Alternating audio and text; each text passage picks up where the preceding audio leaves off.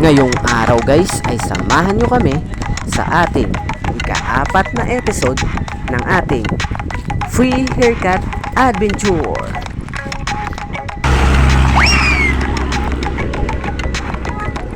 At dahil nag-request ang isa sa mga kasamahan natin na magpapagupit, ay siya na muna ang ating customer ngayon.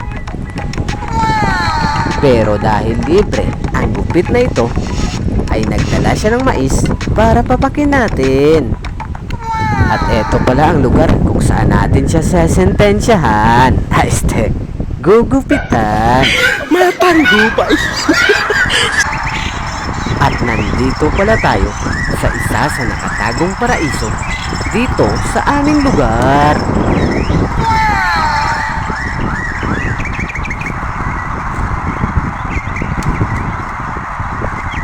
At dito ay inayos na natin ang ating paglulutuan ng mais.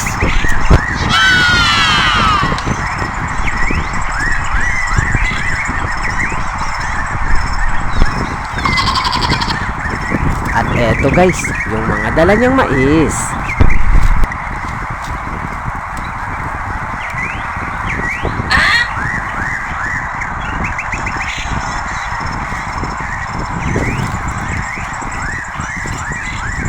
At dito guys ay nakagawa na kami ng apoy.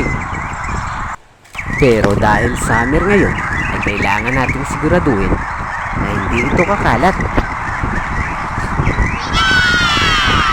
Ang lechon guys. Lechon nga may isang tol. At dito ay sinimulan na natin ang malupitang gupitan.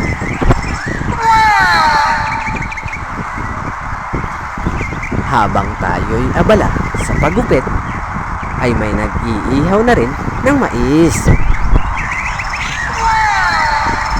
Marami man ang hindi naniniwala sa ating kakayahan, ay at least nakakatulong at masaya tayo sa ating ginagawa.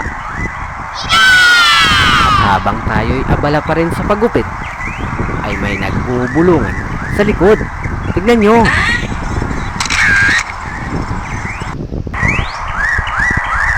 Pero focus lang at tuloy pa rin tayo sa paggupit.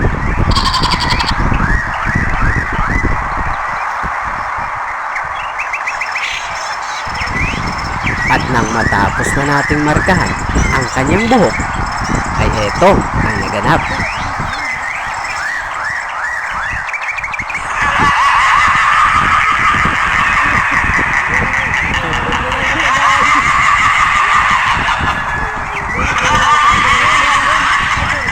Pinag-practice na ang kanyang ulo.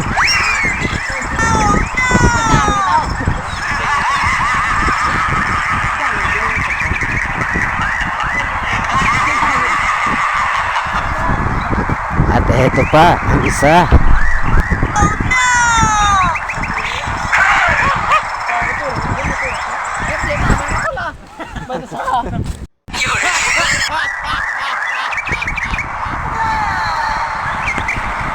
At dito ay inayos na natin ang gupit niya.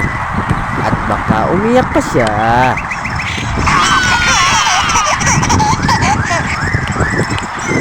At nang matapos na natin siyang magupitan, ay saktong luto na rin ang mais. Minsan sa buhay ay hindi natin kailangang maging mayaman sa mga material na mga bagay para lang maging masaya. Dahil pag marunong lang tayong makontento sa mga bagay na mayroon lang tayo, ay masasabi natin na wala nang mas masaya at mahalaga pa dito sa mundo, kundi ang buhay na sa atin ay ibinigay.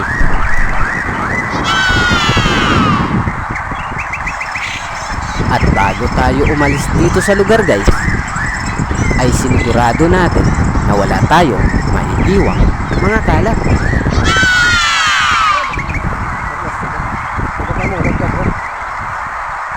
At hanggang dito na lang muna ang ating episode.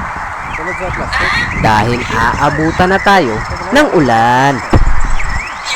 Ito, sabi ko na.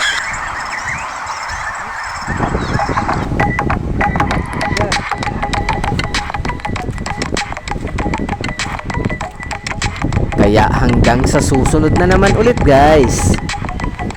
Sa ngayon, paalam!